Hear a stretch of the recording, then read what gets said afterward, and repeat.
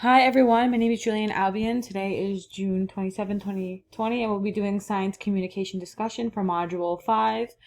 I'm going to be discussing the story.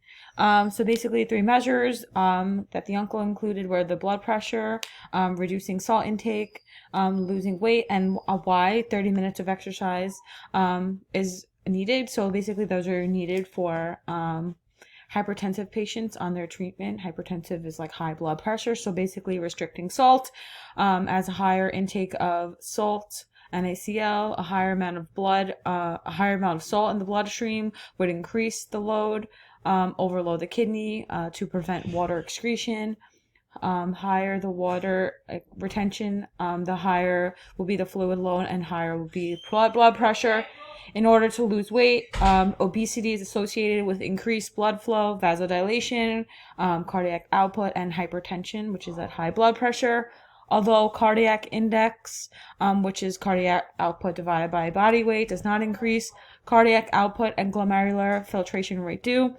Renal sodium tension also increases, which could lead to the high blood pressure.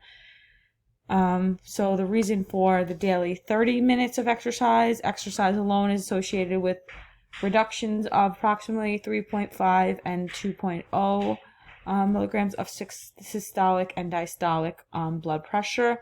So basically, regular physical activity could make your heart stronger. So a stronger heart can pump more blood with less effort. Otherwise, you would have difficulty doing this.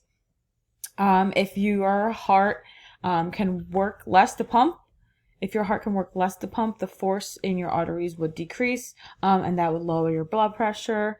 Hypertension is also a prime risk. A development of atherosclerosis, meaning a blockade of the coronary artery, could be fully or partially blocked. So by exercising, like a little brisk walk, even that 30 minutes a day would make your heart more able to form new small coronary arteries by itself, which would further prevent the complications of that atherosclerosis, which otherwise can lead to myocardial infarction, which is essentially a heart attack.